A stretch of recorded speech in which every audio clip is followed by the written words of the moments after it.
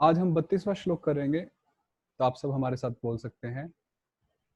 आत्मौपम्येन सर्वत्र समं पश्यति योऽर्जुन, सुखं वा यदि वा दुःखं स योगी परमो मतः। तो अभी भगवान कृष्ण अर्जुन को बताते हैं कि एक योगी जो उस उच्चतम अवस्था को प्राप्त किया है, वो सभी को अपने समान दिखता है। आत्म औपम्येन, अपने से वो कंपेयर करता है सभी प्राणियों को, सभी मनुष्यों को, सभी को। कैसे? जब मान लीजिए उसको पता है कि उसको किस चीज में सुख मिलता है, तो वो समझता है कि बाकियों को भी उसी चीज में सुख मिलता है। तो वो व्यक्तिगत रूप से अपने कंपैरिजन में देखता है दूसरे को। जैसे यदि मुझे कोई बुरा बोलेगा तो मुझे अपमान महसूस होगा, तो उसी प्रकार वो समझता है कि यदि मैं दूसरे को भी बुरा बोलूंगा तो उसको भी दुख होगा, उसको भी अपमान लगेगा। इसलिए वो दूसरों को बुरा नहीं बोलता है। आप समझ पा रहे हैं? वो खुद की फीलिंग से, खुद के अनुभवों से दूसरों की फीलिंग्स को जज करता है, पॉजिटिवली, नेगेटिवली नहीं। और इस प्रकार वो सभी को एक समभाव से देखता है और सभी को बहुत अच्छा बर्ताव करता है सभी के साथ। जैसा बर्ताव हम खुद अपने लिए चाहते हैं, वैसा बर्ताव हमें दूसरों के साथ भी करना चाहिए। क्या आप इस पॉइंट को पकड़े? जैसा बर्ताव हम दूसरों से अपेक्षा करते हैं अपने प्रति, वैसा ही भाव हमें दूसरों के प्रति भी करना चाहिए। क्योंकि जनरली हम अपने लिए तो अच्छा बर्ताव की अपेक्षा करते हैं, एक्सपेक्ट करते हैं कि मेरे साथ अच्छा व्यवहार हो, अच्छा बर्ताव हो। पर जब हमें किसी और के प्रति व्यवहार करना होता है, तो प्रायः हम अच्छा व्यवहार नहीं करते। कभी कभी हम अ, बुरा व्यवहार भी कर बैठते हैं। परंतु एक ऐसा योगी, वो सभी के साथ अच्छा व्यवहार करता है जैसा वो खुद अपने साथ अपेक्षा करता है हो। तो इस प्रकार भगवान बताते हैं। तो ये कल का हमारा सेक्शन पूरा होता है 32वें श्लोक पर। अभी अर्जुन प्रश्न पूछते हैं, बड़ा इंटरेस्टिंग प्रश्न है, बड़ा ध्यान से। क्योंकि भगवान कृष्ण ने बोला कि मन को स्थिर कर कर आपको अष्टांग योग करना होगा। तो अभी अर्जुन का प्रश्न है। अर्जुन उवाच योऽयं योगस्त्वया प्रोक्तः साम्येन मधुसूदन, एतस्याहं न पश्यामि चञ्चलत्वात् स्थितिं स्थिराम्, चञ्चलं हि मनः कृष्ण प्रमाथि बलवदृढम्, तस्याहं निग्रहं मन्ये वायोरिव सुदुष्करम्। तो अभी अर्जुन भगवान को बोल रहे हैं कि हे मधुसूदन, हे मधुसूदन, हे कृष्ण, आपने जो अभी अभी अष्टांग योग के बारे में बताया है, बहुत सुंदर है, अति उत्तम। परंतु इसमें जो आप मन को स्थिर करने की बात कह रहे हैं, वो कुछ कठिन है। क्यों कठिन है? क्योंकि हे कृष्ण, हमारा जो मन है वो कैसा है? वो चंचल है। वो चंचल है और वो बहुत बलवान है। जैसे एक उन्मत्त हाथी को, एक पागल हाथी को बस में लाना बहुत कठिन होता है, उसी प्रकार ये मन जो उन्मत्त है, प्रमाथि बलवदृढ़म, इसको बस में लाना बहुत ही मुश्किल है और ये महाचंचल है। तस्य अहम निग्रहम मन्ये वायोरिव सुदुष्करम। अर्जुन कह रहे हैं कि मैं वायु के वेग को रोक सकता हूं, पर मन के वेग को नहीं रोक सकता। आप सोचिए, वायु के वेग को, यदि वायु बहुत जोर से बह रही है, हवा, तो उसको भी नहीं रोका जा सकता है। पर अर्जुन कह रहे हैं कि हे प्रभु, मैं हवा को रोक सकता हूँ, हवा के प्रवाह को रोक सकता हूँ, पर ये मन के प्रवाह को, मन के वेग को मैं नहीं रोक सकता। तो किस प्रकार मैं इस मन को स्थिर करूं, किस प्रकार मैं आगे बढ़ूं? तो इसलिए भगवान बोलते हैं, श्री भगवान उवाच। इसका अर्थ हुआ कि भगवान ने कहा। बड़ा प्रसिद्ध श्लोक है, आप सब हमारे साथ बोलिए। असंशयम महाबाहो मनो दुर्निग्रहम चलम, अभ्यासेन तु कौन्तेय वैराग्येण च गृह्यते। भगवान बोल रहे हैं कि हे अर्जुन, हे महाबाहो, महाबाहो अर्थात ऐसे अर्जुन जिनकी भुजाओं में असीम बल है, असीम शक्ति है। तुमने जो कहा कि मन चंचल है, अस्थिर है, असंशयम, बिल्कुल सही कहा तुमने, इसमें कोई भी संशय नहीं है। परंतु अभ्यास के द्वारा और वैराग्य के द्वारा हम इस मन को बस में ला सकते हैं। ध्यान से सुनिए, इन दो वस्तुओं के द्वारा हम अपने मन को बस में ला सकते हैं। पहला है अभ्यास के द्वारा। अभ्यास, practice, practice makes a man perfect and even a woman. तो अभ्यास के द्वारा और वैराग्य, वैराग्य और अभ्यास, जब हम इनका अवलंबन करेंगे तब हमारा मन नियंत्रित हो सकता है, ऐसा भगवान समझाते हैं। तो इसलिए किसी भी चीज में अभ्यास की बहुत आवश्यकता होती है और मन को नियंत्रित करने में भी अभ्यास की आवश्यकता होती है। ऐसा नहीं है कि हमने बिना किसी प्रयास के, बिना किसी अभ्यास के हम मन को नियंत्रित कर ले, ऐसा कभी भी नहीं हो सकता है। ऐसा नहीं है कि बैठे बैठे बस मन शांत हो गया, बैठे बैठे बस मन भगवान में लग गया। कभी कभी हम कई लोगों को बोलते हैं कि आप भगवान से जुड़ो, माला करो, नाम जप करो, गीता सुनो, तो सीधा बोलते हैं अरे भगवान, उनका नाम तो हमारे रग रग में बह रहा है। वो सीधा ऐसे बड़ी बड़ी बातें करते हैं कि प्रभु का नाम तो हमारी रग रग में बह रहा है, अलग से लेने की क्या जरूरत है, हमारी सांस सांस में, रोम रोम में भगवान का नाम है। भाई रोम रोम में और रग रग में सिर्फ खून बहता है, भगवान का नाम नहीं बहता है। तो इसलिए सिर्फ ऐसे बोलने से नहीं होता है, अभ्यास करने से हमारा जो मन है वो वश में आता है। और साथ में अभ्यास के साथ साथ वैराग्य भी बहुत आवश्यक है। डॉक्टर हमें दवाई तो देते हैं, पर दवाई के साथ क्या देते हैं, परहेज बताते हैं कि आपको ये नहीं करना, आपको ये नहीं खाना, आपको यहाँ नहीं जाना, आपको ऐसे, आपको वैसे। तो सिर्फ दवाई खाने से काम नहीं चलेगा, आपको साथ में परहेज भी करना पड़ेगा। यदि आप परहेज नहीं करते हैं और दवाई खाते हैं तो क्या होगा, आपकी बीमारी ठीक नहीं होगी, उसका अंत नहीं हो पाएगा, चाहे आप जितनी भी दवाई लें। उसलिए आप कितना भी अभ्यास करें, जब तक हमारे भीतर वैराग्य उत्पन्न नहीं होता है, जो कि भक्ति से ही होता है, तब तक हमारा अभ्यास सफल और पूर्ण नहीं हो पाएगा। तो इसलिए अभ्यास और वैराग्य साथ साथ। तो इसलिए हमें वैराग्य अभ्यास करना है भक्ति का, और जब हम भक्ति करते हैं तो जनयत्य आशु वैराग्यम, तो भक्ति करने से वैराग्य जागृत हो जाता है। और फिर हम दोनों साथ साथ चलाते हैं, अभ्यास वैराग्य, अभ्यास वैराग्य, अभ्यास वैराग्य। फिर आगे भगवान कहते हैं, असंयतात्मना योगो दुष्प्राप इति में मतिहि वश्यात्मना तु यतता शक्यो वाप्तुम उपायतः। तो वही बात है कि जो व्यक्ति, जिसका मन संयम में नहीं है, उसके लिए योग करना वो कठिन है, दुष्प्राप, वो बहुत मुश्किल है।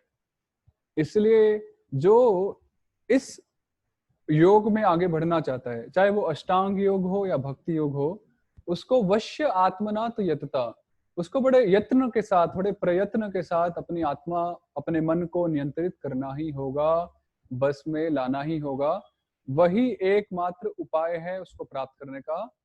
उपायतः, यदि आप देख रहे हैं तो हिंदी में हम बोलते हैं उपाय, और यहाँ संस्कृत में लिखा है उपायतः। यही एकमात्र उपाय है मन को बस में करने का। संस्कृत एक बड़ी अच्छी और सुंदर भाषा है, और इसको मातृभाषा भी बोला जाता है। सभी माताओं, सभी भाषाओं की जननी है।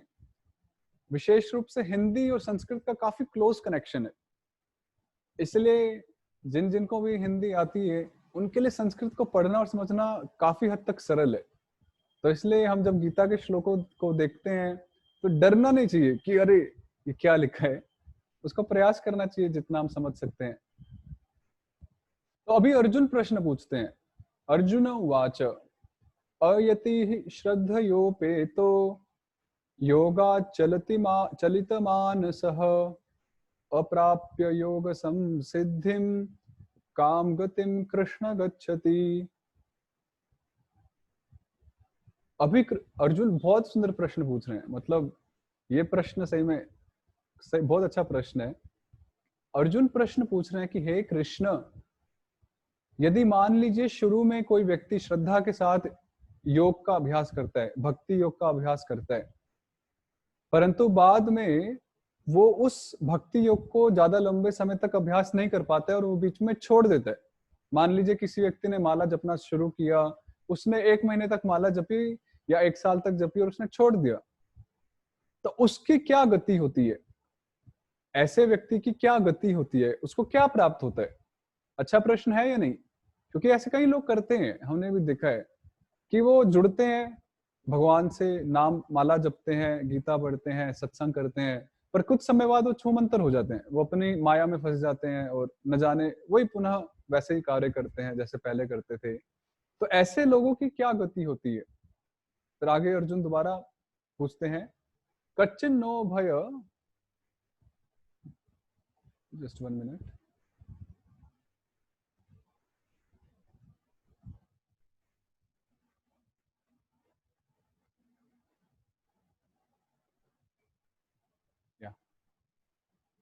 कच्चिन्नो भय विभ्रष्टश्चिन्ना भ्रम इव नश्यति अप्रतिष्ठो महाबाहो विमूढ़ो ब्रह्मणः पथि एतन्मे संशयं कृष्ण छेत्तुम अर्हस्य शेषतः त्वदन्यः संशयस्यास्य छेत्ता न युपपद्यते। अभी अर्जुन पूछ रहे हैं कि जिस प्रकार आसमान में एक बड़े बादल में से एक छोटा सा बादल अलग हो जाए, तो उस छोटे बादल की को अगर हवा उड़ा के ले जाए, हवा का झोंका चले और उसको उड़ा के ले जाए, तो उस छोटे बादल का कोई अस्तित्व नहीं रह जाता, क्योंकि वो जब बड़े बादल से मिला हुआ था तब उसका अस्तित्व था। परंतु जब वो छिन्न हो गया, छिन्न भिन्न हो गया, अलग हो गया और हवा उसको बहा के ले गई, तो उसका अस्तित्व नहीं रहा, वो कहीं दूर चला गया। तो उसी प्रकार से जो व्यक्ति अध्यात्म में आता है, भक्ति मार्ग में आता है, परंतु वो भक्ति मार्ग में अच्छे से उसको अप्रतिष्ठ हो, उस पे स्थापित नहीं हो पाता है, अच्छे से नहीं करता है, और साथ साथ वो उसकी भौतिकता में भी उसकी रुचि नहीं है। आप समझ रहे हैं? किसी ने अध्यात्म चालू किया, भक्ति चालू की, तो अभी होता क्या कि उसकी भौतिकता में आसक्ति कम हो जाती है, रुचि कम हो जाती है।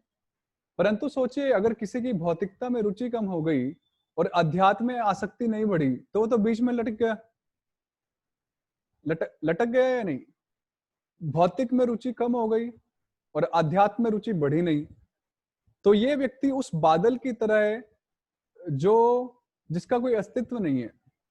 तो ऐसे व्यक्ति की क्या गति होती है, क्या डेस्टिनेशन होता है, ये मेरा संशय है। और अर्जुन कहते हैं भगवान को कि मैं समझता हूं कि सिर्फ आप और केवल आप ही इस संशय का निवारण कर सकते हैं, अन्य और इसका संशय का निवारण कोई नहीं कर सकते। तो भगवान क्योंकि कर सकते हैं, तो इसलिए भगवान कहते हैं, श्री भगवान उवाच पार्थ नैवेह नामुत्र विनाशस्तस्य विद्यते न हि कल्याण कृत कश्चित दुर्गतिम तात गच्छति। हे तात, हे पार्थ। पार्थ किसका नाम है? अच्छा, अभी आपसे प्रश्न पूछते हैं, क्विज। पार्थ किसको कहते हैं?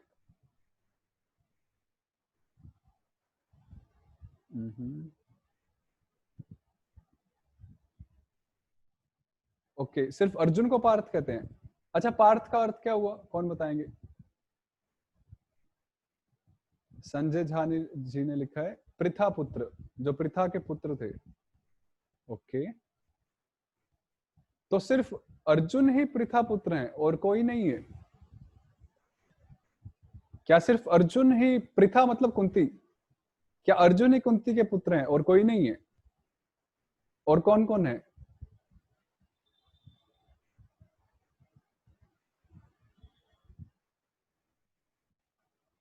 अर्जुन तो है, अर्जुन के अलावा नहीं। अभी हम कर्ण को नहीं मानेंगे, कर्ण तो अलग। ओके, आनंद यादव जी ने लिखा है युधिष्ठिर और नहीं, भीम। आनंद यादव जी ने लिखा। ओके ओके ओके, ठीक है ठीक है।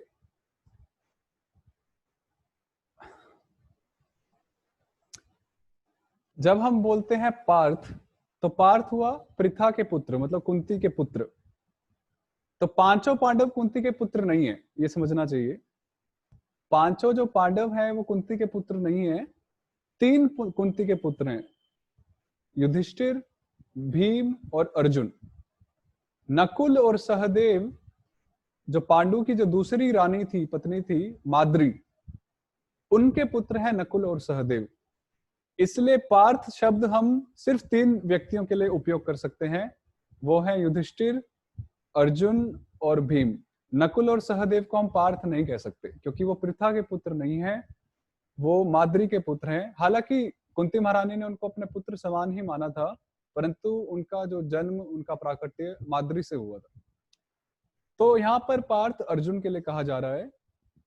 तो भगवान कह रहे हैं कि हे अर्जुन, जो व्यक्ति ना भौतिकता में आगे बढ़ा ना अध्यात्म में आगे बढ़ा, जो बीच में ही रह गया, तो सबसे पहली बात है कि क्योंकि उसने भक्ति के कुछ कार्य किए हैं, और भक्ति के जो कार्य होते हैं उसमें कभी भी किसी प्रकार की हानि नहीं होती है, नाश नहीं होता है।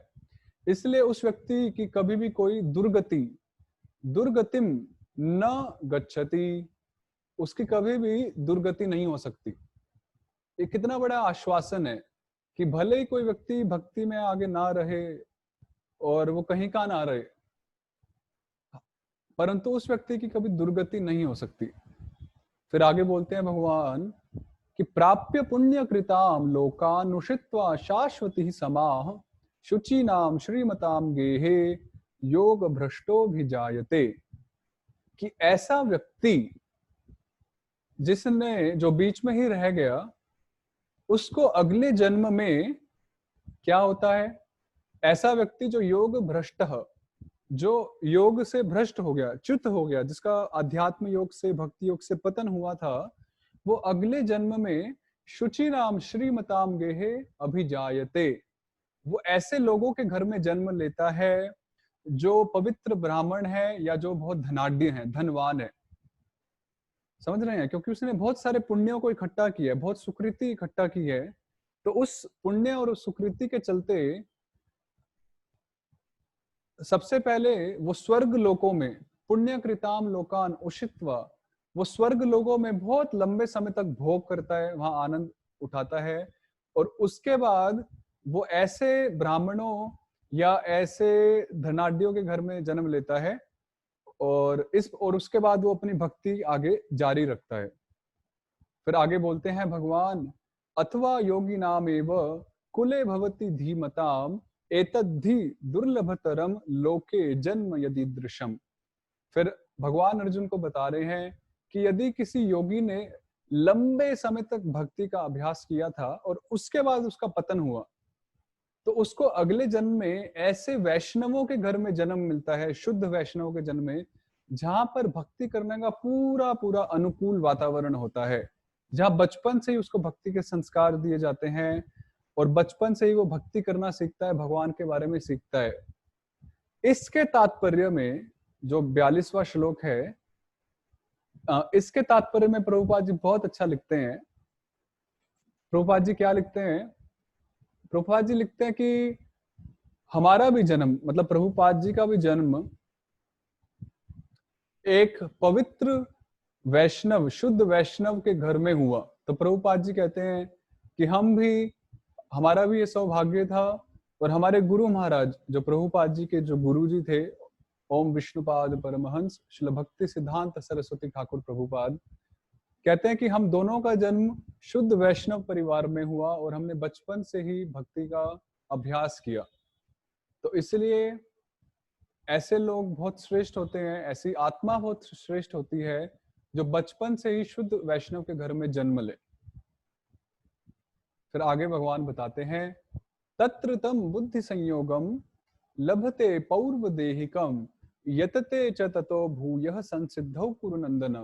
और ऐसी आत्मा जो ऐसे शुद्ध वैष्णव के घर में जन्म लेती है, क्योंकि उसकी भक्ति जो उसने पहले की थी वो स्थायी है, वो मिटी नहीं है, तो उसके बलबूते पर, उसी संस्कार के वश में आकर वो अपनी भक्ति को आगे बढ़ाता है, अपनी श्रद्धा को आगे बढ़ाता है, और वो भक्ति के मार्ग पर प्रयास करता है। यतते च ततः भूय, वो पुनः प्रयास करता है संसिद्धौ, भक्ति में सिद्ध होने के लिए, भक्ति में आगे बढ़ने के लिए। पूर्वाभ्यासेन तेनैव ह्रियते ह्यवशोऽपि सः जिज्ञासुरपि योगस्य शब्द ब्रह्माति वर्तते। तो भगवान यहाँ पर बता रहे हैं अर्जुन को 44वें श्लोक में कि पूर्व अभ्यासेन, क्योंकि उसने पूर्व जीवन में अभ्यास किया था, भक्ति की थी, तो इस जन्म में, अगले जन्म में उसको वो श्रद्धा और वो विश्वास और वो अभ्यास उसके अंदर वो है। अभी उसको नया डेवलप करने की जरूरत नहीं है, क्योंकि उसके अंदर वो श्रद्धा पहले से है, वो विश्वास पहले से है, भगवान के प्रति विश्वास है। इसलिए वो अभी वहीं से आरंभ करेगा। जैसे हम देखते हैं कई लोग ऐसे होते हैं जिनको ज्यादा फिलॉसफी बतानी नहीं पड़ती, ज्यादा समझाना नहीं पड़ता, वो एक बार ही किसी संत के मुख से सुनते हैं कि हमें भगवान का भजन करना चाहिए, और वो भजन करना आरंभ कर देते हैं बिना किसी संशय के, बिना किसी प्रश्न के। परंतु कई लोग ऐसे देखे जाते हैं जिनके साथ आप कितना भी माथा क्यों ना मार ले, कितना क्यों ना समझा ले, शास्त्रों से कितने प्रमाण क्यों ना दे, वो समझेंगे ही नहीं, वो इतना तर्क करेंगे कि वो आपको बात को मानेंगे ही नहीं। तो ऐसे लोग जो होते हैं, क्योंकि उनका पूर्व में कोई अभ्यास नहीं है, कोई श्रद्धा नहीं है, इसलिए अभी उनका जो श्रद्धा का जो अकाउंट है वो जीरो है, उसमें कुछ नहीं है। परंतु जो एक बारी में सुन के उसको स्वीकार करता है और उसको आगे बढ़ाता है, उसका समझना चाहिए कि उसका जो श्रद्धा का जो अकाउंट है, भगवान के प्रति जो समर्पण का जो अकाउंट है, बैंक बैलेंस है, वो भरा हुआ है। इसलिए उसके बलबूते पे वो सिर्फ एक बार ही सुनता है, उसको सिर्फ एक चिंगारी लगानी होती है, और फिर वो सूखी घास की तरह है, और जैसे एक चिंगारी सूखी घास में पड़ी तो पूरी सूखी घास जल गई। उसी प्रकार से जब व्यक्ति के संस्कार होते हैं, श्रद्धा होती है, तो सिर्फ एक चिंगारी लगाने की देर होती है, और वो भक्ति को इतनी तेजी से पकड़ता है और वो भक्ति में बहुत आगे बढ़ता है। ये समाज में देखा जाता है। फिर भगवान आगे बताते हैं, प्रयत्नाद यतमानस्तु योगी संशुद्ध किल्बिषः अनेक जन्म संसिद्धस्ततो याति पराम गतिम। फिर भगवान कह रहे हैं कि ऐसा योगी कई जन्मों तक भक्ति करता है, प्रयास करता है, और वो धीरे धीरे शनै शनै सभी कल्मशों से, सभी दोषों से, सभी पापों से मुक्त हो जाता है, और वो अंततः मेरे धाम को प्राप्त करता है, मुझे प्राप्त करता है। इसमें ये बड़ा इंटरेस्टिंग शब्द है, अनेक जन्म संसिद्ध, कि एक भक्ति योगी अनेक जन्मों में, वैसे यहाँ पे अष्टांग योग की बात है, पर भक्ति योगी भी कई जन्मों के बाद भगवान को प्राप्त करता है। पर प्रभुपाद जी जो जिन्होंने इस्कॉन की स्थापना की है, वो बड़ा इंटरेस्टिंग समझाते हैं, बताते हैं, दावा करते हैं कि यदि कोई भगवान के नाम का नियमित जप करता है, नियमों का पालन करता है, सही सही, विशेष रूप से 4 नियमों का, शास्त्रों का अध्ययन करता है, गीता भागवत का, तो प्रभुपाद जी कहते हैं कि मैं गारंटी देता हूं कि वो एक जन्म में ही वापस जा सकता है। ऐसा प्रभुपाद जी कई बार अपने प्रवचनों में, अपने वक्तव्यों में ऐसा पुष्ट किए।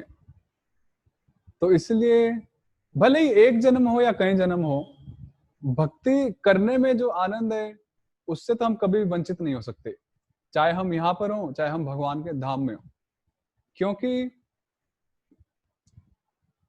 एक भगवान का भक्त कहीं भी रहे, स्वर्गापवर्ग नरकेशु अपि तुल्यार्थ दर्शिनः, चाहे भगवान का भक्त स्वर्ग में हो, चाहे उसको मुक्ति ही क्यों ना प्राप्त हो जाए, चाहे वो नरक में ही क्यों ना हो, वो हर जगह उसकी एक ही जैसी बुद्धि होती है, वो सबको समान देखता है, क्योंकि वास्तव में उसका जो मन है वो भगवान में लगा है।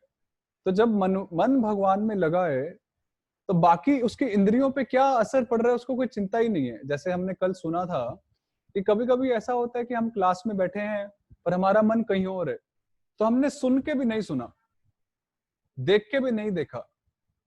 उसी प्रकार से जब हमारा भगवान में मन लग जाएगा, तो हमारी इंद्रियों पे कितने ही सुख या दुख का प्रभाव क्यों ना हो, हमारा मन कभी भी विचलित नहीं होगा, क्योंकि हमारा मन भगवान के चरणों में टिका हुआ है। This is the point. तो इसलिए ऐसा व्यक्ति चाहे एक जन्म हो या अनेक जन्म हो, वो भगवान को प्राप्त करता है और उसके मन में सदैव गोविंद विश्राम करते हैं। तुम्हार हृदय सदा गोविंद विश्राम। भक्तों के हृदय में सिर्फ गोविंद विश्राम करते हैं, श्री कृष्ण विश्राम करते हैं। विश्राम मतलब निवास करते हैं, रहते हैं और वहां काफी कुछ करते हैं। भगवान भक्तों के हृदय में काफी कुछ करते हैं। ये बड़ा इंटरेस्टिंग कंसेप्ट है कि वो क्या क्या करते हैं भक्तों के हृदय में। वो भक्तों के हृदय में ऐसे अपने प्रति इमोशंस जागृत करते हैं, ऐसे भाव जागृत करते हैं, ऐसा प्रेम जागृत करते हैं। वो काफी उच्च लेवल की बातें हैं, तो उसको हम कभी बाद में सुनेंगे, समझेंगे। तो आगे 46वें श्लोक में, तपस्विभ्योऽधिको योगी ज्ञानिभ्योऽपि मतोऽधिकः कर्मिभ्यश्चाधिको योगी तस्माद् योगी भवार्जुन। तो भगवान यहाँ पर बता रहे हैं कि एक जो योगी होता है वो तपस्वियों से श्रेष्ठ होता है, ज्ञानियों से श्रेष्ठ होता है और कर्मियों से भी श्रेष्ठ होता है। इसलिए हे अर्जुन, तुम योगी बनो। तुम क्या बनो? तुम योगी बनो, भक्ति योगी बनो और भक्ति का अभ्यास करो। फिर भगवान अंत में बोल रहे हैं, योगी नाम अपि सर्वेशाम मत गतेनांतरात्मना श्रद्धावान भजते यो माम स मे युक्त तमोमतः। और भगवान कह रहे हैं कि योगी तो कई प्रकार के होते हैं, कर्म योगी, ज्ञान योगी, अष्टांग योगी, भक्ति योगी, परंतु उन सभी योगियों में सर्वेशाम योगी नाम, जो मेरा भजन करता है, जो भक्ति योग में लगता है, वो योगी सबसे श्रेष्ठ है और वो सही पूर्ण तरीके से मुझसे जुड़ा हुआ है, वो मेरे संपर्क में है। इसलिए भगवान इस अध्याय के सार स्वरूप में, हालांकि इस अध्याय का विषय है अष्टांग योग, पर इसके सार स्वरूप में भगवान समझाते हैं कि कैसे तपस्वी, ज्ञानी, कर्मी बनने से अच्छा है योगी, योगी बने। और सभी प्रकार के योगियों में भी भक्ति योगी सर्वश्रेष्ठ है, क्योंकि वो भगवान से काफी इंटीमेट रूप से, काफी क्लोजली वो भगवान से संबंधित है। काफी आत्मीयता है भगवान की और भक्त की भक्ति योग में। तो इसलिए भगवान इन्हीं शब्दों के साथ यहाँ पर कंक्लूड कर रहे हैं। और तो मैंने सोचा नहीं था कि हम इतनी जल्दी छठा अध्याय पूरा करेंगे, पर भगवान की कृपा से छठा अध्याय पूरा हो गया।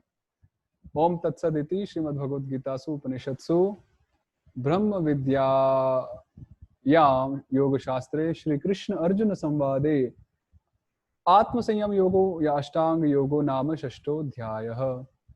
तो यहीं पर हम इसको पूरा करते हैं। तो अभी हमारे पास बहुत समय है, तो कल के भी प्रश्न और आज के भी कोई डिस्कशन टॉपिक से रिलेटेड कर सकते हैं। तो अगर किसी को कुछ जिज्ञासा हो या कुछ शेयर करना हो विषय से संबंधित, तो आप कर सकते हैं। हरे कृष्ण।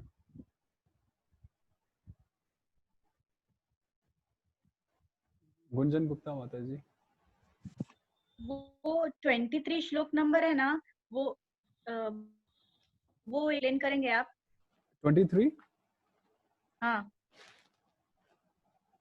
यम लब्ध्वा चापरम। मैं अभी है नहीं, मैंने नोट डाउन किया हुआ 23। ओके, तो 23 आपका है।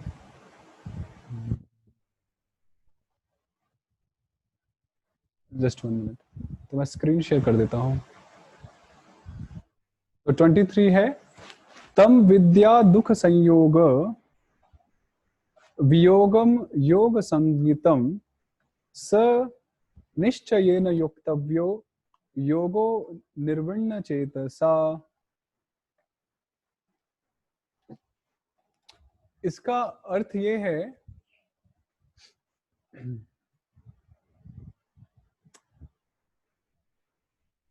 कि जब एक व्यक्ति योग में संलग्न होता है, तो जो दुख होते हैं, जो दुख का संयोग और वियोग होता है, संयोग मतलब दुख का मिलना, दुख का प्राप्त होना, और वियोग मतलब बिछुड़ना। तो दुख आए या जाए, तो ऐसा व्यक्ति उस दुख के आने और जाने से, आगम अपाई, संयोग और वियोग से वो अनिर्विण्ण चेतसा, उसकी जो चेतना है, उसकी जो मन है, वो विचलित नहीं होता, निर्विण्ण नहीं होता है, अनिर्विण्ण रहता है। अनिर्विण्ण मतलब अविचलित रहता है। स निश्चयेन योक्तव्यो, और वो अपने योग अभ्यास में वो निश्चित रूप से संलग्न रहता है। This is the meaning. क्योंकि ये जो टॉपिक था, ये टॉपिक था कि जो अष्टांग योग की जो चरम अवस्था है, उसमें क्या अनुभव होते हैं, क्या साक्षात्कार होता है। तो साक्षात्कार और अनुभव यही है कि दुख आता है और जो जाता है, उससे जो व्यक्ति है वो विचलित नहीं होता है, क्योंकि वो उनके जो अस्थाई जो नेचर है, जो प्रकृति है दुख की, क्योंकि दुख की जो प्रकृति है वो अस्थाई है, स्थायी नहीं है। ऐसा नहीं है कि दुख हमेशा बना रहेगा या सुख हमेशा बना रहेगा। ये आते हैं, संयोग होता है और फिर वियोग हो जाता है, संयोग होता है फिर वियोग हो जाता है।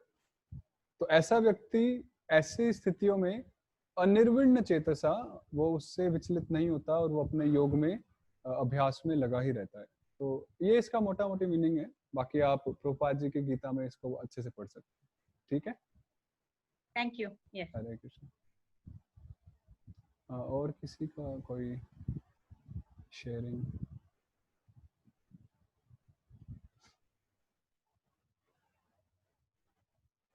लगता है सबको समझ में आ गया। ठीक है, तो ओके, वन डिवोटी माता नीलम माता जी, नीलम मोदी माता जी। हरे कृष्ण। हरे कृष्ण। हाँ, मेरा वही क्वेश्चन है। अभी तक मेरे को मुझे माइनर डिफरेंस वो समझ में नहीं आया है। कौन सा? एक मिनट मैं बताती हूँ। श्लोक नंबर 20 to 23 में है ये। 20 से 23। हाँ, 20 से 23 जो मतलब आपका अनम्यूट हो गया, म्यूट हो गया। हाँ, एक, हाँ आप बोल सकते हैं। जो एक ही साथ दिए है उसमें लिखा है संप्रज्ञात समाधि और असंप्रज्ञात समाधि। वो दोनों का मीनिंग। ओके, तो संप्रज्ञात समाधि जो होती है, तो उसका मैं पहले इंग्लिश पढ़ता हूँ, फिर हिंदी में अनुवाद करूंगा। इंग्लिश में, it involves meditation on various gross and subtle objects. संप्रज्ञात समाधि में स्थूल और सूक्ष्म विषयों पर, ऑब्जेक्ट्स पर ध्यान लगाया जाता है। One comes to transcendental position by various philosophical researches, और कई सारे विश्लेषणात्मक अध्ययन के बाद, कई सारे फिलोसॉफिकल रिसर्च के बाद एक व्यक्ति दिव्य स्तर पर होता है। तो ये संप्रज्ञात समाधि। हाँ। प्रज्ञा मतलब क्या होता है? प्रज्ञा, प्रज्ञा, प्रज्ञा नहीं, वो नहीं मालूम है। प्रज्ञा का मतलब क्या होता है? ज्ञान। प्रज्ञा, प्रज्ञा तो किसी के नाम भी होते हैं ना। प्रज्ञा मतलब बुद्धि। हाँ, अच्छा, हाँ। तो प्रज्ञा, संप्रज्ञात, जो अपनी प्रज्ञा के द्वारा, अपनी बुद्धि के द्वारा अध्यात्म है, उसको बोलते हैं संप्रज्ञात समाधि। हाँ, संप्रज्ञात समाधि मतलब जो अपनी बुद्धि के द्वारा आगे भक्ति में बढ़ता है, वो दिव्य अवस्था को प्राप्त करता है। बुद्धि के द्वारा मतलब वो अपनी बुद्धि के द्वारा चीजें को समझता है। हाँ जी। जैसे विश्लेषण करता है, उसका सांख्य योग बोलते हैं, एनालिसिस करता है, और उसके द्वारा और फिर वो धीरे धीरे दिव्य स्तर पर आगे बढ़ता है।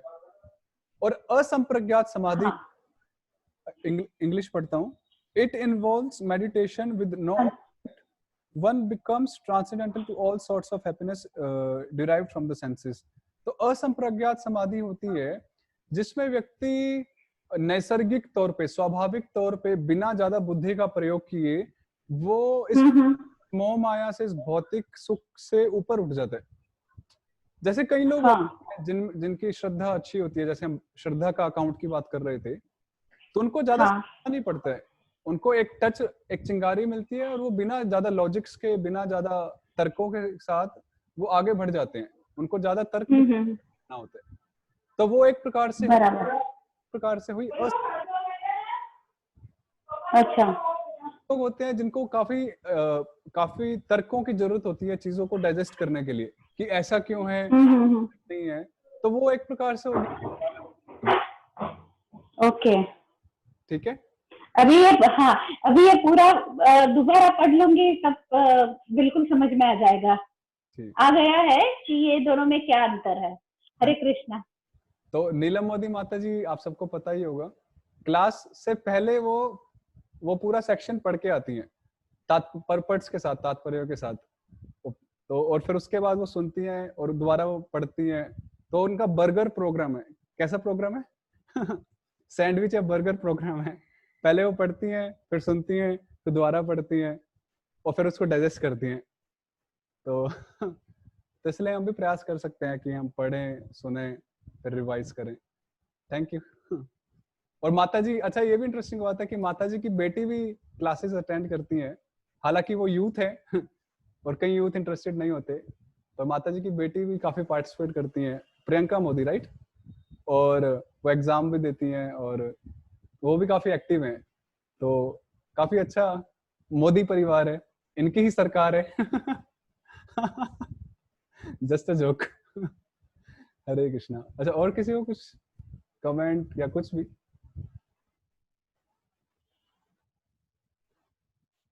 ओके, ऑलमोस्ट क्लियर ही है चीजें। तो आज हमारा एक्चुअली 1/3 पोर्शन कवर हुआ गीता का। 18 में से हमने 6 अध्याय किए, मतलब 1/3 हो गया, 1/3। तो कल रिवीजन करवाएंगे प्रभु जी, हमारे मोहन प्रभु जी, आप सबको अपने श्रीमुख से।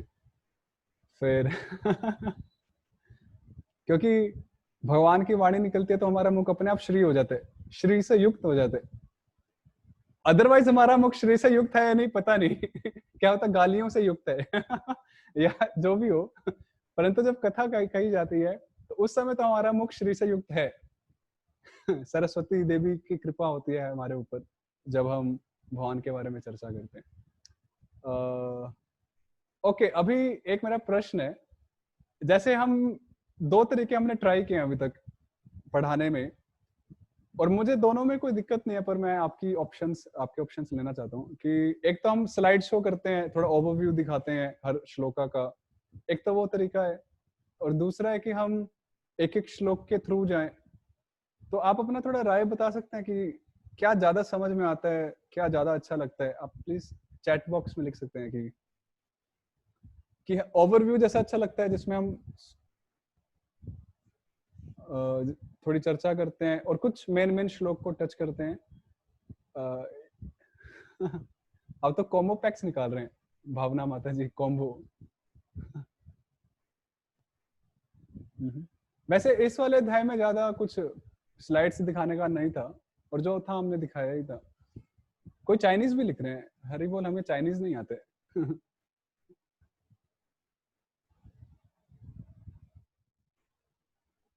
तो अभी यहाँ पे तो धर्म संकट पड़ गए।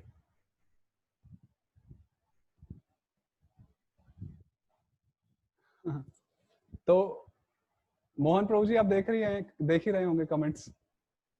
तो मोस्टली स्लाइड शो बोल रहे हैं और कुछ मेन श्लोक के साथ।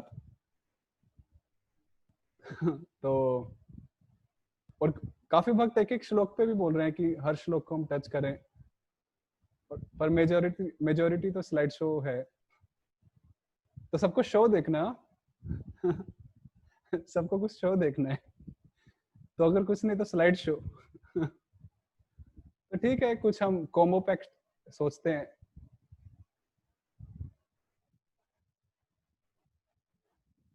ठीक है, कुछ कॉम्बो पैक ट्राई करेंगे। दोनों ही अच्छे हैं, परंतु पहले वाला बहुत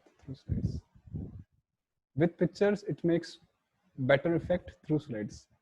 रविश मुल्पानी जी। ठीक है, अभी हम कुछ कॉम्बो बनाएंगे तो आप प्लीज उसको स्वीकार कीजिएगा, क्योंकि सबका अलग अलग तरीके से डाइजेस्ट करने का सिस्टम रहता है, समझने का, उसको मैनिपुलेट करने का। तो जो थोड़े ट्रेडिशनल टाइप हैं उनको हर श्लोक जल्दी समझ में आता है, ट्रेडिशनल टाइप, मतलब थोड़ा उस टाइप से एक एक श्लोक समझ आता है, पौराणिक, वैदिक, प्रिमिटिव। परंतु जो जो मॉडर्न स्टडीज से ज्यादा अफेक्टेड हैं तो उनको स्लाइड शोज वगैरह ज्यादा अच्छे लगते हैं। थोड़ा एक सिनॉप्सिस मिलता है, ओवरव्यू मिलता है, माइंड मैप बोलते हैं ना, माइंड मैप मिलता है देखने को। तो ठीक है, तो दोनों ट्राई करेंगे चैप्टर 7 से। और क्लास टाइम तो ठीक है ना, 9 to 10, मतलब ठीक होना ही चाहिए, काफी दिन से कर ही रहे हैं, तो क्लास टाइम तो यही रखेंगे। बाकी रिवीजन का क्लास टाइम प्रभु जी ने आपके साथ डिस्कस किया ही था, जो रिवीजन क्लासेस हैं। मोहन प्रभु किया था ना आपने, तो रिवीजन का आप अपना प्रभु जी के साथ डिस्कस कर सकते हैं।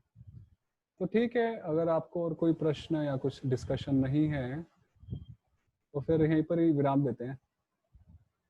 यदि कुछ हो तो कुछ मोहन प्रभु बोलना चाहते हैं? हो गया तो हैप्पी, आज चैप्टर पूरा हो गया। सीमा माता जी को पूछना है कुछ? Just 1 minute. Hare Krishna. Hare Krishna. Sir के प्रश्न का उत्तर। हाँ जी, सर के प्रश्न का उत्तर दे दीजिए। मैं प्रश्न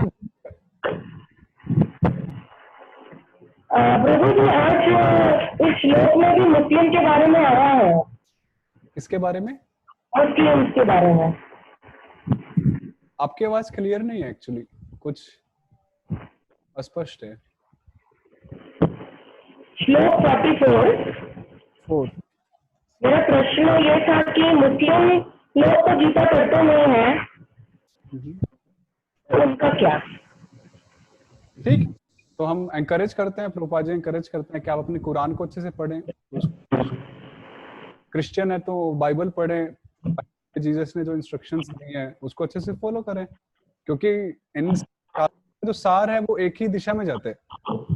वो अलग बात है कि हम लोग अपने हिसाब से मैनिपुलेट करते हैं, उसको समझाते हैं और अपने कंक्लूजन्स पे आते हैं, पर अल्टीमेटली सभी एक का कंक्लूजन ऑलमोस्ट प्राय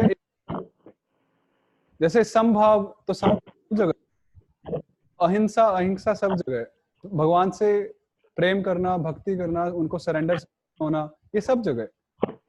तो जो प्रिंसिपल ही है, पर डिटेल थोड़ा बहुत अंतर हो सकता है, समझ रहे हैं? एक होता है प्रिंसिपल और एक होता है डिटेल। तो डिटेल पर जो प्रिंसिपल है वो एक ही है। मुझे मेरा आंसर आज इसमें मिल गया 44 नंबर श्लोक में। ओके, मिल ओके। भावना माता जी ने हाथ उठाया है, जस्ट 1 मिनट, अनम्यूट नहीं हुआ। हरे कृष्णा। आपकी आवाज बहुत स्लो आ रही है, कम है। आप अपना माइक थोड़ा पास में रख सकते हैं। अभी सुनाई दे रहा? हाँ, मतलब ठीक है। Hello, okay okay. प्रभु जी, मेरा क्वेश्चन रिलेटेड टू जप है। रिलेटेड जो माला जपना है, जप माला जपते हैं ना जो, ओके। अभी जैसे वो क्वेश्चनर में भी पूछा था, how many malas do you do in a day? जैसे एक कृष्णा की करे, एक राधा की करे, 16 are suggested, at such 64 has to be done, but according to one's ability and available resources and time management. So my question is, अगर किसी को स्पेसिफिकली वो माला वाला, जैसे since I am living in Mumbai and life in Mumbai is very fast, ऐसा कम से कम अगर 1-2 माला या जैसे भी हम करें तो उसमें कुछ जैसे people who are working people, वो सुबह 8 बजे निकल जाते हैं, शाम को 7-8 बजे आते हैं, उनका ज्यादा से ज्यादा मुंबई में in a day 2 hours for going, 2 hours for coming, मतलब half of the life goes in transport, इतना ये है। तो उस समय जैसे हमने कुछ स्पेसिफिक ऐसे टाइम रखे, जैसे कल 1-2 लेक्चर पहले किसी का ये था, मेडिटेशन में ध्यान नहीं लगता है, मतलब द थॉट प्रोसेस मूव, ये करना ऐसा वैसा डिस्टर्ब हो जाता है। So what did I do when I am doing, ऐसा बोला है कि जो एक मेडिटेशन है उसमें ब्रीथिंग लेते हैं ऐसा, तो अगर ये कुछ प्रोसेस किया कि when you inhale that time you take Hare Rama, when you exhale, sorry, Hare Krishna, when you exhale Hare Rama वाला वो जो सेंजा हो गया, so will that not be counted in our jap? Because वो जो प्राणायाम उसमें 600 एक पर्टिकुलर होता है और बाकी ब्रीथिंग लाइक अनुलोम विलोम है या नाड़ी शुद्धि है, तो वो पूरा प्रोसेस अगर 1 घंटे का आता तो उसमें कुछ ना कुछ तो होता है ऐसा. So will that not be counted as a jap done by the person? मतलब is he just breathing or is he taking the names even also? During the breathing, when the name is taken, it is counted only when you utter those words, or if it is recollected in the mind. क्योंकि the total thought process goes in the mind with the words Hare Rama, Hare Krishna, so that is counted or not counted. So with that, no, the diversification doesn't go anywhere. We are focused in that. So my question is, yeah, I got your question. So will it be counted or not? Yeah. जो मानसिक रूप से कर रहे हैं ना. Yes. हाँ, yes. तो बहुत अच्छा प्रश्न है. तो ऑफ कोर्स जो हम माला पे करते हैं वो तो काउंटेड होता ही है, उसमें तो कोई डाउट नहीं है. पर जो मानसिक रूप से भी करते हैं, even that is counted. Okay. परंतु क्या होता है कि अगर, और हम तो एनकरेज करते हैं कि आप सिर्फ ब्रीदिंग लेते हुए क्यों, हर टाइम पे एनकरेज करते हैं कि हम ट्राई करें कि रिमेम्बर करें. पर और वो बहुत हमें एनकरेज किया जाता है कि ऐसा करना चाहिए. परंतु अगर सिर्फ कोई मेंटली करने का ट्राई कर रहा है और वो माला पे कुछ प्रैक्टिकल कुछ नहीं कर रहा है ना, तो वो क्या होगा कि वो लॉन्ग रन में ज्यादा लंबा नहीं चलेगा, क्योंकि there has to be some rules और कुछ एक रिचुअल जैसा होना चाहिए. ओके. क्योंकि अगर आप मान लीजिए माला पे नहीं कर रहे हैं और अभी जैसे गीता क्लास चल रही है, आप सुन रहे हैं, जुड़े हैं, तो लेट्स से जितने दिनों तक गीता क्लास चलेगी, आपने किया, मेंटली माला पे नहीं किया, तो आपकी काउंट हुआ, नो इश्यू. पर अभी मान लीजिए अभी तो क्लास में थोड़ा मोटिवेशन मिलता है, थोड़े चर्चा होती है, तो आपको थोड़ा प्रेरणा मिलती रहती है कि हमें क्यों करना है, क्या करना है. मान लीजिए क्लास खत्म हो गई, फिर आप भी कहीं बिजी हो गए और आप फिर मोटिवेशन नेचुरली खत्म हो गया हमारा. उस समय क्या हुआ कि वो चीज बिल्कुल फेड हो जाएगी माइंड से, क्योंकि your mind will be occupied with many more things. क्योंकि there is always something new in the life, कुछ ना कुछ आता ही रहता है. हाँ. तो इसलिए जब तक हम एक रिचुअल नहीं बना के चलते हैं, ritual in the sense of course हमें उसका पीछे का पता है कि हम क्यों कर रहे हैं, but still it's a ritual कि हम माला लेके बैठे हैं और कर रहे हैं, और नियमित रूप से हमारा नियम है कि हम 1 या 2 माला कर रहे हैं. जैसे जस्ट आप खाना खाते हैं तो आप मानसिक रूप से भी खा सकते हैं ना.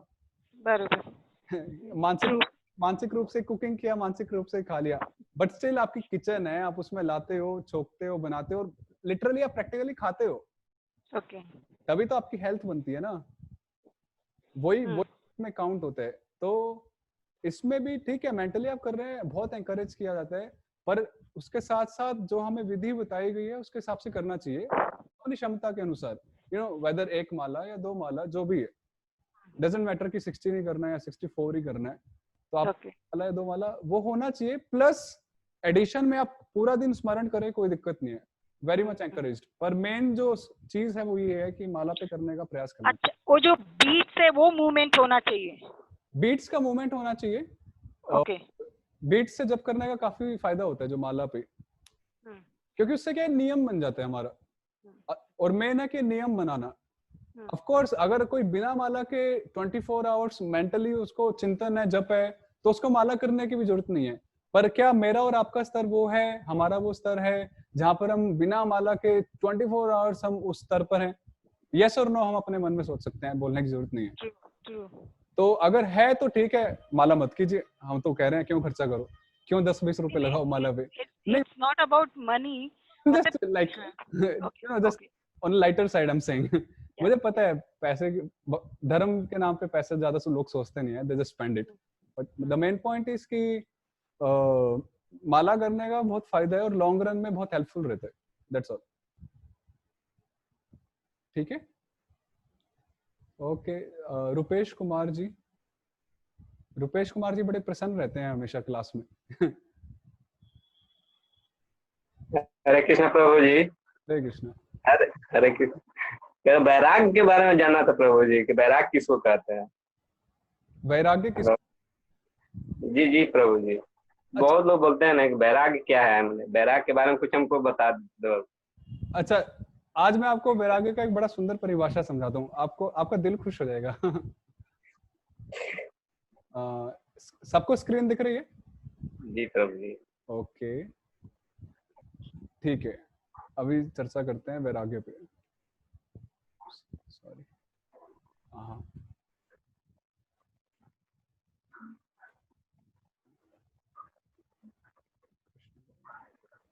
हरे कृष्ण कृष्ण कृष्ण हरे हरे हरे राम हरे राम।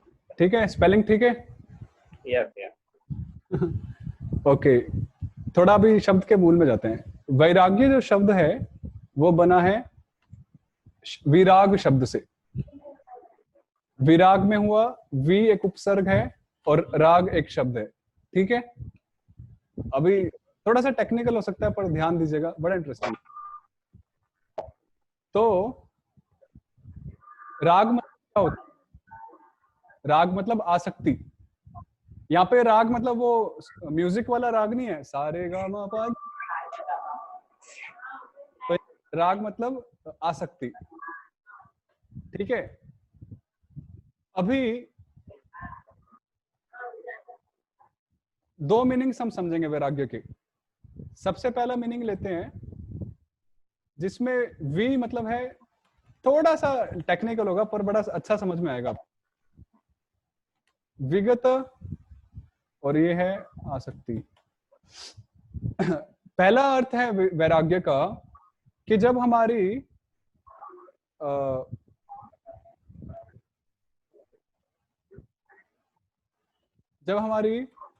भौतिक विषयों में आसक्ति खत्म है। ठीक है, ठीक है रुपेश जी। एक पहला अर्थ हुआ कि जब हमारी भौतिक आसक्ति खत्म हो जाए, विगत आसक्ति इति विराग्य तस्य भाव वैराग्य। दूसरा अर्थ है जिसमें वी का अर्थ लिया विशेष, और आसक्ति मतलब, और राग मतलब आसक्ति। अभी यहां पर जब आध्यात्मिक वस्तुओं में विशेष आसक्ति हो जाए उसको बोलते हैं वैराग्य। समझ में आया? थोड़ा सा जिसको संस्कृत आता है वो इसको हल्का सा और अप्रिशिएट कर पाएगा। वैराग्य के दो अर्थ हैं, एक तो है भौतिक विषयों में जब आसक्ति खत्म हो जाए, विगत आसक्ति, और एक है जब हमारी आध्यात्मिक वस्तुओं में विशेष आसक्ति उत्पन्न हो जाए, पैदा हो जाए, उसको भी वैराग्य बोलते हैं। वैराग्य आपको समझ में आया? सबको क्या लिखा, क्या बताया? वैराग्य के दो तरह से समझ सकते हैं, भौतिकता में आसक्ति खत्म होना और आध्यात्मिकता में आसक्ति बढ़ना, मोटा मोटी। ठीक है, हरे कृष्ण। जी प्रभु जी। हरे। संजय झा प्रभु जी, आप कहाँ पर हैं? ओके, यहाँ पर। आई डोंट नो वो कितना समझ में आया आसक्ति वाला, वैराग्य वाला। ओके, संजय झा प्रभु जी, हरे कृष्णा। हरे कृष्णा प्रभु। यस प्रभु जी। आवाज आ रहा है हमारा? हाँ, बहुत अच्छे से। अच्छा प्रभु जी, ये अहंकार के बारे में एक्सप्लेन करेंगे? अहंकार?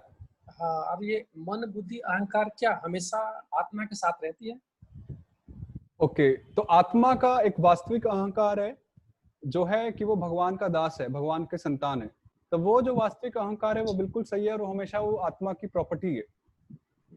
पर जब हम अपने आप को शरीर मानते हैं तो उसको बोलते हैं मिथ्या अहंकार, फॉल्स ईगो। वो गलत है और वो एक प्रकार से प्रतिबिंब है हमारी असली अहंकार का। जी। तो ये है। और अहंकार क्या होता है इसको मैं बड़े एक सिंपल शब्दों में समझाता हूँ। जब सृष्टि का प्रलय होता है, जब सृष्टि का संहार होता है, खत्म होती है सृष्टि, तो उस समय अनंत शेष जो सबसे नीचे जो वास करते हैं, जो 14 लोक हैं, आपने सुना होगा, त्रिभुवन 14 लोक। तो उन 14 लोक के सबसे नीचे अनंत शेष उस जल में वास करते हैं जी। तो प्रलय के समय अनंत शेष के फर्ण से, उनके फर्णों से अग्नि निकलती है, जो प्रलय अग्नि बोलते हैं, और उस अग्नि से सब 14 के 14 लोग समाप्त हो जाते हैं, वो भस्म हो जाते हैं। हर एक वस्तु भस्म हो जाती है, सब कुछ नष्ट हो जाता है, सिर्फ एक वस्तु छोड़ के, और वो वस्तु है अहंकार। उसी अहंकार के चलते वो आत्मा दोबारा जब सृष्टि होती है तो दोबारा जन्म लेता है और दोबारा यहाँ पर जन्म मृत्यु के चक्र में फंसता है। ये है अहंकार। तो बेसिकली अहंकार मतलब जो हमारा अस्तित्व है, तो वास्तविक अहंकार है कि मैं भगवान की संतान हूँ, उनका उनके साथ हूँ, उनसे संबंध है, वो वास्तविक अहंकार है। और मिथ्या अहंकार है कि हम अपने आप को ही सब कुछ मानते हैं और भगवान से अलग देखते हैं, हम शरीर में आत्मबुद्धि रखते हैं, देहात्म बुद्धि जिसको बोलते हैं, इस तरह से। ठीक है। अच्छा प्रभु जी, ये मन और बुद्धि क्या वो भी हमेशा आत्मा के साथ रहता है क्या, जब एक शरीर से दूसरा शरीर में जाता है? आत्मा, क्योंकि देखिए अध्यात्म, हमारा एक आध्यात्मिक शरीर होता है शास्त्रों के अनुसार, तो उस शरीर में भी मन और बुद्धि रहती है। तो अभी क्या प्रतिबिंब जैसे, अभी प्रतिबिंब जैसे जो हमारा असली मन है, जो शुद्ध मन है, मैं शुद्ध मन शब्द का प्रयोग करूंगा, वो इस भौतिकता के संपर्क में आने से वो दूषित हो गया या वो आवृत हो गया, वो ढक गया। तो इसलिए कार्य तो अभी भी चल रहा है मन का, परंतु वो गलत तरीके से चल रहा है, अविधि पूर्वकम। ठीक है। तो मन, बुद्धि और अहंकार जीवात्मा के साथ ही होते हैं, परंतु शुद्ध रूप में होते हैं, और यहाँ पर आके वो दूषित हो जाते हैं। अच्छा प्रभु जी, जैसे ये आत्मा एक एटम है, हाँ, उसी तरह क्या मन बुद्धि भी ऐसा कुछ है क्या जो साथ में आत्मा के साथ रहता है, उनका भी कुछ अस्तित्व है क्या? हाँ, वही तो हमने बताया ना, है नहीं, क्या एटम की तरह है? जैसे आत्मा परमात्मा का अंश है, एक छोटा एटम है, क्या बुद्धि मन भी ऐसा है क्या जो आत्मा के साथ हमेशा रहती है, उनका भी अस्तित्व ऐसा है क्या एटम जैसे?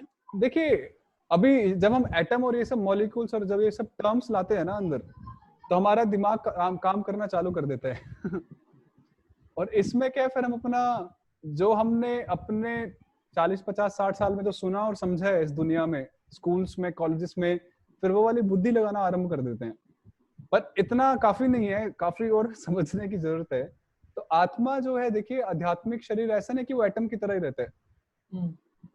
हमें जब आध्यात्मिक शरीर मिलता है तो हमारा पूरा शरीर रहता है, हमारी कान होते हैं, नाक होते हैं, आंख होता है, पूरा शरीर रहता है, पूरा स्वरूप होता है। तो इस रहता है, बुद्धि रहती है। और इसमें एक बड़ी आपको मैं कंफ्यूजिंग करने वाली बात बता देता हूँ, हालांकि बतानी नहीं चाहिए। ब्रह्मा जी का जो पूरा शरीर है वो बुद्धि। अभी आप इसको सोचिए मुझे पता है ये बाउंस किया है आपके ऊपर से अभी क्लियर नहीं हुआ, दोबारा से बोलिए प्रभु जी। ब्रह्मा जी का जो ब्रह्मा जी सुना है ना नाम, चार मुख वाला। ब्रह्मा जी का जो शरीर बना है, ये मैं जानबूझ के एक बाउंस फेंक रहा हूँ, मुझे पता है बहुत ऊपर से जाने वाली है ब्रह्मा जी का शरीर सिर्फ और सिर्फ बुद्धि से बना है, सिर्फ और सिर्फ बुद्धि से। जैसा हमारा जो शरीर है वो जल, पृथ्वी, आकाश, वायु, इन सब चीजों से मिला के बना है, पर ब्रह्मा जी का शरीर सिर्फ बुद्धि का बना हुआ है। अभी ये क्यों है, कैसे है, आप सोचते रहिए, कभी बाद में इस पे चर्चा। ठीक है, ओके, थैंक यू ब्रदर। इस विषय में आपका मन अटकाने के लिए ऐसा एक बाउंस फेंका हमने और किसी को? आनंद यादव जी, प्रभु जी। ओके, आनंद यादव जी। हरे कृष्णा प्रभु जी। हरे कृष्णा प्रभु जी। जस्ट ये रुपेश जी के ऊपर ही है, ये मतलब उन्होंने जो पूछा था वैराग्य के ऊपर।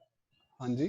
तो प्रभु जी, जैसा आपने चैप्टर नंबर 2 श्लोक नंबर 14 में बताया था कि शीतोष्ण मतलब गर्मी सर्दी आते जाते रहते हैं, तो हमें अपना हर जगह भाव सेम बना के रखना चाहिए। तो यानी मैं हैप्पीनेस में, विक्ट्री में और दुख के समय में सब अगर सब सेम रखता हूँ तो क्या मैं वैराग्य की तरफ हूँ? हाँ अवश्य, बिल्कुल है। ओके, बिल्कुल वेरी क्लियर। हरे कृष्णा प्रभु जी। अच्छा, इस पे मैं एक बड़ा इंटरेस्टिंग आपको बताना चाहता हूँ शायद से मैंने आपके साथ शेयर नहीं किया। जब मैं गुरुकुल में था, लाइक वृंदावन में हमारा जो इस्कॉन का गुरुकुल है, तो मैं वहां पर पढ़ा हूँ। तो उधर क्या हुआ, हमारे एक टीचर थे केमिस्ट्री के, उनका नाम नितेश या नितिन प्रभु करके था। तो और वो क्या थे, जो स्कूल में होते हैं ना, जो बोर्ड होते हैं जहाँ नोटिस बोर्ड्स, तो वो उस नोटिस बोर्ड पे वो इंचार्ज थे, उस पे नोटिस लगाते थे अलग अलग।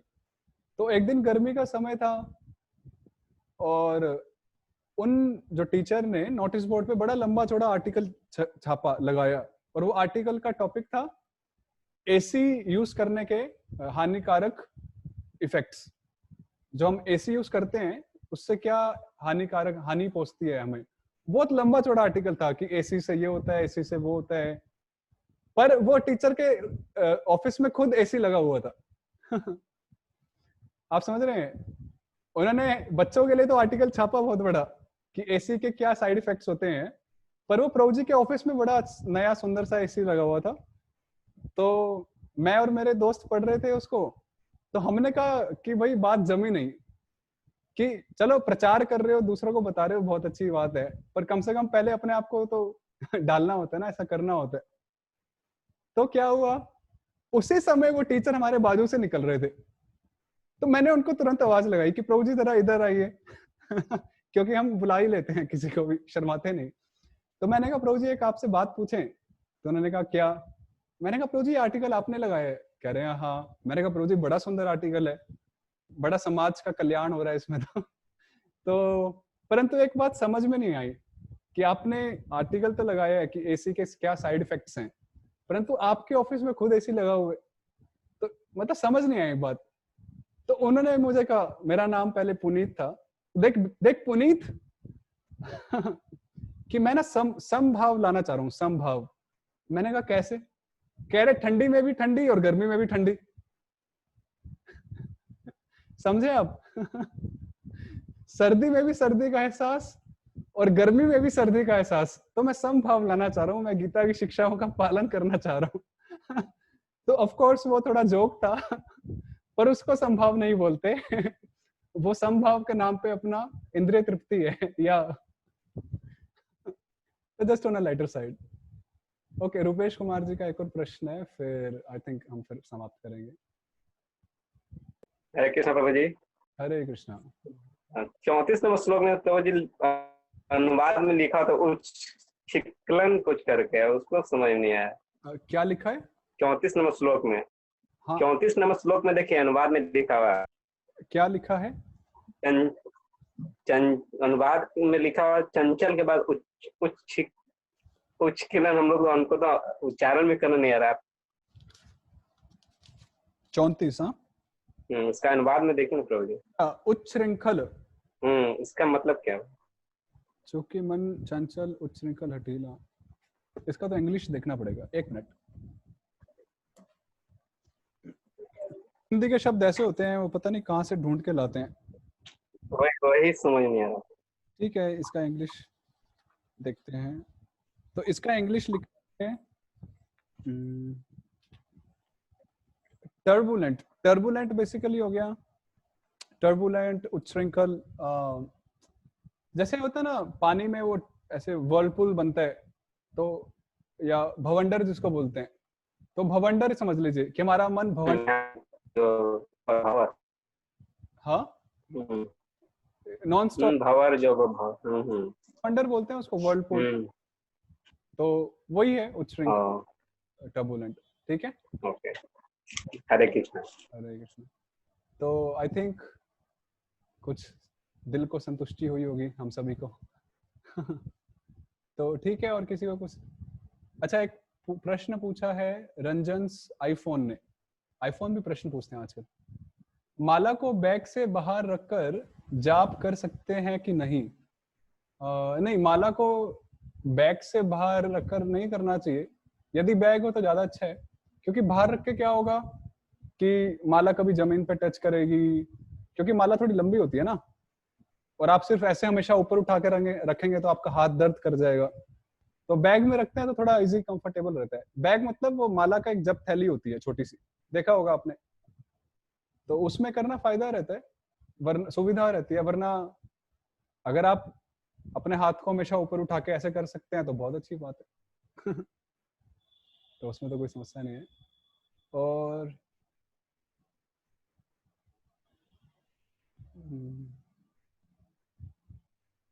सीमा पालीवाल माता जी ने पूछा कि ट्रैवलिंग के समय हम कर सकते हैं नहीं माला? तो कर सकते हैं, अगर आपको शर्म नहीं आती हो तो कर सकते हैं। कुछ लोग को शर्म आती है समाज में, पब्लिक एरियाज में माला और ये सब करना, उनको लगता है कि ये थोड़ा ऑड है समाज के बीच में करना। जैसे मैं आपको बताता हूँ, रशिया में हमारे एक भक्त हैं, वो रशिया में डॉक्टर पढ़ने गए थे ना, डॉक्टरी पढ़ने गए थे, कुछ MBBS वगैरह करने, आज से काफी साल पहले। तो वो बता रहे थे कि तो वो रशिया में वो, और उस समय वो भक्त थे, माला वगैरह जप करते थे, गीता पढ़ते थे। तो वो रशिया के कैंपस में बीच में मेन एरिया पे खड़े होके एक दिन माला कर रहे थे, बिल्कुल साफ साफ खुला माला कर रहे थे। तो एक व्यक्ति उनके पास से गुजरा, तो उसने कहा कि hey what are you doing, तुम्हें क्या कर रहे हो? उन्होंने कहा कि मैं माला कर रहा हूँ। तो उसने बोला सामने वाले ने कि क्या ये माला करने की जगह है, तुमको शर्म नहीं आ रही? क्योंकि आज के जमाने में इसको शर्म क्या बोलते हैं, इसको एक काफी शर्मनायक नहीं, वो शब्द नहीं आ रहा मुझे, शर्मनाक चीज मानी जाती है। ओके इन सब चीजों को, धर्म और ये सब। तो वो भक्त ने उसको जवाब दिया कि जब तुम लोग बीच सड़क पे या बीच कैंपस में खड़े होकर स्मोकिंग कर सकते हो, वाइन बियर ये सब पी सकते हो, लड़कियों को छेड़ सकते हो, तो क्या मैं उसमें खड़ा होकर माला नहीं कर सकता? आप समझे? उसको वो सब कूल मानते हैं कि वो खड़े हैं और बढ़िया स्मोकिंग चल रही है, वो रैगिंग कर रहे हैं, क्या कर रहे हैं, उसको वो कूल मानते हैं। पर स्पिरिचुअल इन सब को वो कहते हैं कि सब प्रिमिटिव है और ये सब नहीं करना चाहिए। तो अगर आपको शर्म आती है तो ठीक है, मत कीजिए, वैसे कर सकते हैं ट्रैवलिंग में, और कोई इश्यू नहीं है। पर शर्माना नहीं चाहिए, किससे शर्माएंगे, मतलब क्यों शर्माए हम किसी से भी। और आजकल वैसे भी लोगों में शर्म तो बची नहीं है, पर जब हम अध्यात्म की बात आते हैं तो उसमें बड़े शर्मनाक हो जाते हैं, हम बड़े शर्मीले हो जाते हैं कि नहीं, अरे वो ममता जी ने देख लिया तो मैं माला जपती हूँ, नहीं थोड़ा छुप के करूंगी, अरे उन्होंने देख लिया तो सही में बेशर्म होना है तो भक्ति में होना चाहिए पर हम बाकी बेशर्म से हो जाते हैं, और भक्ति में आते हैं तो हम बड़े शर्मीले हो जाते हैं, लोग क्या कहेंगे, लोग क्या सोचेंगे। ठीक है, कुमुद माता जी का कुछ प्रश्न या फिर? हरे कृष्णा। नाम प्रभु जी। हरे कृष्णा। हाँ जी प्रभु जी, मेरा जो प्रश्न है वो आपने बहुत सुंदर एक तो समझाया था 41, 42, 43, जिसमें आपने बताया कि जो योगी सफल नहीं होते वो बार बार जन्म लेते हैं। तो बेसिकली भगवान चाहते हैं कि हम लोग किसी न तरीके से उनके पास पहुंचे, है ना? This is so beautiful. मतलब हम लोग कितने अज्ञानी कह लो, मतलब we are so we don't realize that he wants us to reach to him, and we don't realize this. तो मतलब इतना सुंदर इसमें विवरण जो है कि हम क्योंकि समझते नहीं अपने एक जन्म में कि उनकी भक्ति करनी है, और फिर वो हमें किसी के ऐसे घर में पैदा करते हैं जहां पे हमें फोर्सफुली प्रणाम, सॉरी, जैसे अब आप, यू आर सो लकी कि you are sitting in Vrindavan. No, right now I'm in Noida. मतलब आप जन्मे तो इतनी नहीं, actually basically I was born in. This is a very beautiful मतलब a conversation point, what I feel is, है ना प्रभु जी? मतलब ठीक है, भगवान की दया से मतलब मैं ये समझी हूँ कि वो तो चाहते हैं कि हम उनके पास पहुंचे, पर हम अज्ञानी लोग ये नहीं समझते कि इतनी सी भी अपने इस जन्म में कुछ कर ले, और नहीं करेंगे तो फिर वो हमें फोर्सफुली कहीं ना कहीं पहुंचाएंगे।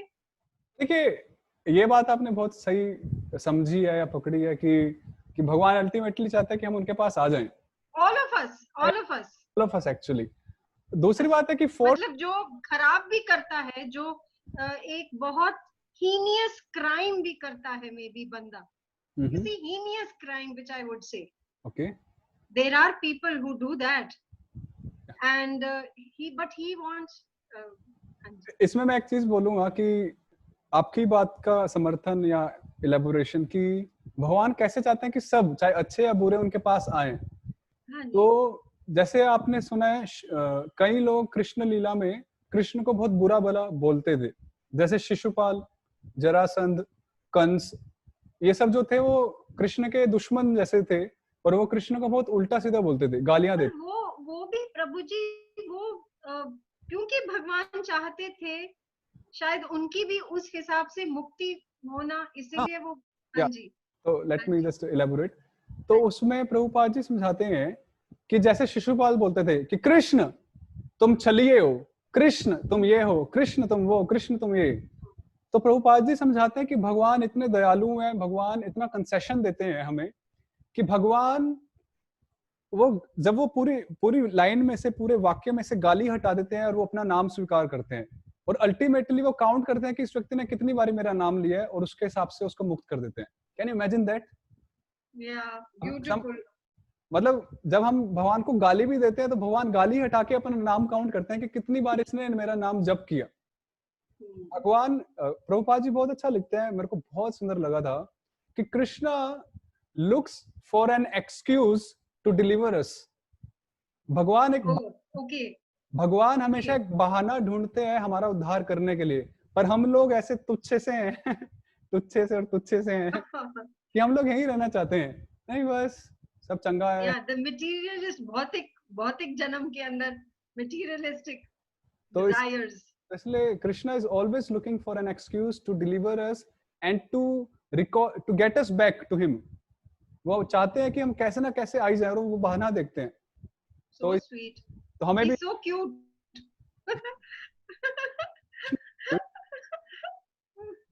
Thank you. Yes. ठीक है, आई थिंक और किसी को कुछ शेयरिंग है कुछ नहीं है, तो thank you very much. Shri Krishna Chandra भगवान की जय, श्रीमद् भगवद गीता की जय। शारदा माता जी को कुछ पूछना है? नहीं पूछना, आप हाथ उठा रहे थे, ठीक है। श्रील प्रभुपाद की जय। Hare Krishna Krishna Krishna Hare Hare, Hare Rama Rama Rama Hare Hare. Thank you very much. Hare Krishna. तो कल का आपको टाइमिंग्स बता दिया जाएगा, रिवीजन का क्या टाइम रहेगा इत्यादि। हरे कृष्ण।